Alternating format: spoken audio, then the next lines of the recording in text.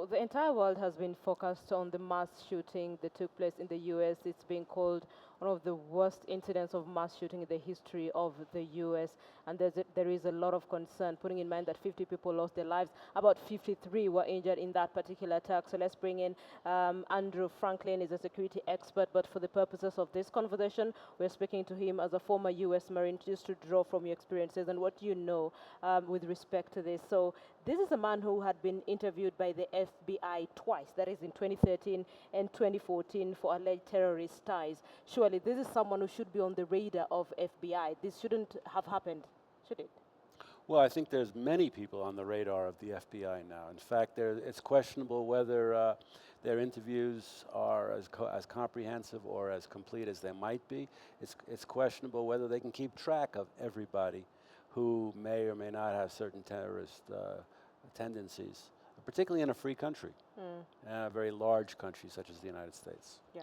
It doesn't bother you, does it? It bothers me terribly that someone could get access to an assault weapon with very large magazine capacity to be able to go into a nightclub that is populated or frequented by gay, lesbians, bisexuals, transgender individuals, and kill over 50 people and severely wound in excess of 50 people. This is not the first mass shooting we're witnessing in the US. So one would ask, especially for viewers outside the US, how easy is it to get a gun in the US? In the United States, it's extremely easy to get weapons. It's extremely easy to get magazines that have high capacity.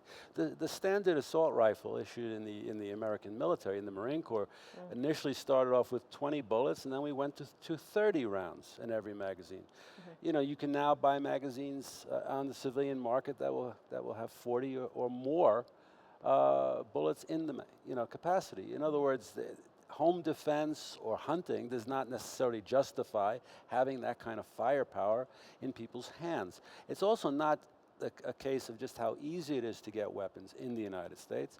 It's also a case of how easy it is to get vast amounts of ammunition in the United States, legally. Okay, now you've said this is not the only person who had been interviewed by the FBI, and you don't think they do a comprehensive interview anyway. But here's the thing: at some point, they believe that he had pledged allegiance to ISIS. Of course, this now raises the red flag, don't you think? Well, it raises the red flag because now we can focus on something very easy. He's a jihadist. He's an Islamic terrorist. He's an extremist. This is countering violent extremism. The fact is, this is a United States citizen born in the United States. Yes, his parents came from Afghanistan. That's true. They came during a period of time when the United States was actively financing and backing anti-Soviet military forces inside Afghanistan, who were fighting to overthrow what was in effect a Marxist government in Kabul. His parents fled that country, basically a communist country occupied by the Soviet Union. They came to the United States during the Cold War.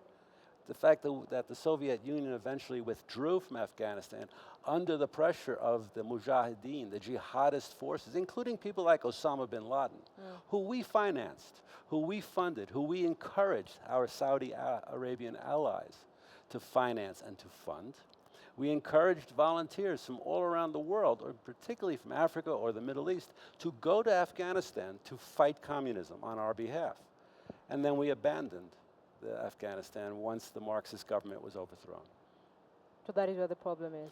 That's the problem in this case is the easy access to firearms. You can pledge. Is it time then that you the can US pledge allegiance to ISIS. You can pledge allegiance to Adolf Hitler. You can pledge allegiance to anybody. It is this easy access to firearms that allows a racist to walk into a church in Charleston, South Carolina, wearing a Confederate flag, yes, and shoot 9 people to death and wound people. Is it time for gun control then in the U.S.? There seems to, yes, it is definitely time for more comprehensive gun controls than we currently have. Every state sets its own gun control and gun regulation laws. We have a situation where we have patchworks of gun regulation, and also, despite the fact that our Constitution, that the Second Amendment of our Constitution has been interpreted to allow people resident, not just U.S. citizens, but people resident in the United States to protect themselves, to own weapons, even though it's no longer in the context of a regulated militia, which is what the Constitution says. We seem to have we have definitely gone beyond the realm of what is reasonable and prudent to have at home and to have floating around in our country. Let's focus a little bit on this particular attack and the individual involved, Omar Sadiq Mateen, 29-year-old. Do you think this was a terrorist attack or this was a homophobic attack? Because this was an attack on a gay club. What do you think? I think it was a homophobic attack that has all the hallmarks of terrorism. If you are an anti-Semitic person, if you hate Jews and you blow up a synagogue in France or in some part of the United States, is that not terrorism?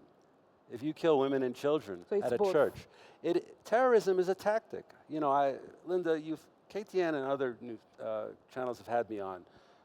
I'm very pleased with that.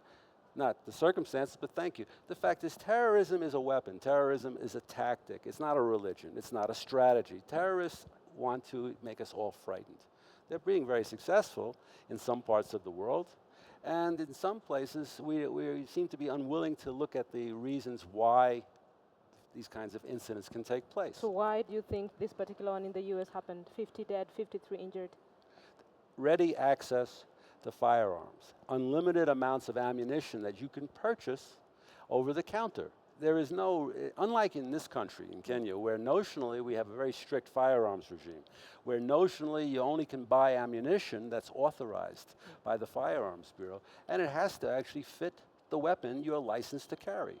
In the United States, you can basically buy weapons without too much hindrance, without too many delays. Even, you know, in some parts of the United States, there are very strict gun control laws, whereas in New York City, where I lived a long time ago and had a shotgun permit, which was very restrictive, had to be renewed every 2 years. If I failed to renew it, I had to turn it into the police and then start the process over again. Okay, so let's look at Omar and looking at how he carried out this attack and his sentiments a few days ago. Actually, I understand that on Sunday he called the police and made references to Islamic State. Do you think this is a lone ranger, or do you think it's part of a sleeper cell? No, I believe this is your typical, archetypal lone wolf. This is not part of a sleeper cell operating in the United States.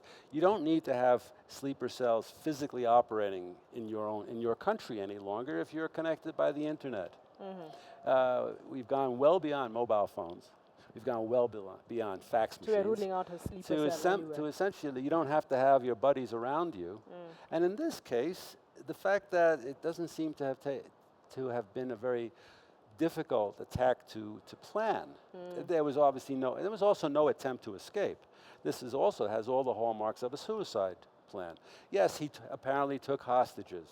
Perhaps he had a final attack of conscience, or perhaps he thought, maybe I can get away with this now.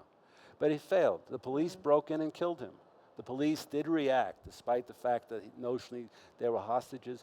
People were texting from inside the club. After 3 hours, they just decided. And the police came in, and I think on a Saturday night in Orlando, Florida, Saturday night almost anywhere in the United States, the police are exceptionally busy all over the country, and their reaction was fit and proper.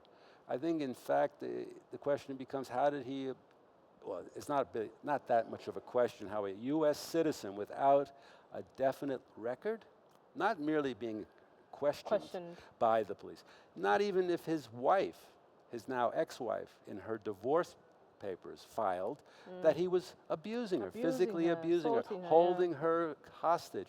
If somebody were to say that he was expressing jihadist sentiments, pro-ISIS sentiments, I don't know, anti-Israeli sentiments, the fact is he was a U.S. citizen. Okay. And he had all the rights. Chances of a copycat phenomena from this? Chances of a copycat phenomenon, that is somebody attacking a gay nightclub. Yes. I think the chances of having more additional mass shootings in the United States are very, very high. Not chances, the probability. We have had mass shootings now in Newtown, Connecticut, where 20 school children and 6 adults were killed by a guy, a young man who stole his mother's weapons and killed her first. We've had people shot in Aurora, Colorado, watching Batman Rising by somebody who was now found to be unfit for trial, because he's mad, who obtained automatic weapons and shot people during the opening night of Batman Rising. We had the situation so in clearly, Charleston, gun South control. Carolina. We have also, yes, we have had the situation in San Bernardino, California, where definite Islamic State adherents were able to procure weapons legally in California Yes, that makes it very easy. and kill people at their previous place of work. We've had a situation where a U.S. Army major, psychologist, at Fort Hood, professing allegiance to Islamic State. Now, in that case, you have a military man. This is a big problem. Who, in fact, was then able to come onto the military base with his own personal weapons and kill our troops. Okay. So finally, as we wind this up, what do you think is going to change in the U.S. with respect to gun control, security after this? Linda, I find it very depressing to say this. I do not believe anything will change, because in fact we are already seeing the sort of diversions, the response by the presumptive Republican nominee for president, Mr. Trump, who's saying we should not focus on firearms and gun control. We should look at the fact that this is some sort of Islamic jihadist. And even President Obama talked of gun control, but he does that. But he also mentioned terrorism, and I'm not sure that in fact his view of terrorism, which is in this case my view as well, that if you have mass shootings, these are terrorist activities, whether done by somebody who claims to be an adherent to IS, or a Christian evangelical, or a white racist who walks into a church.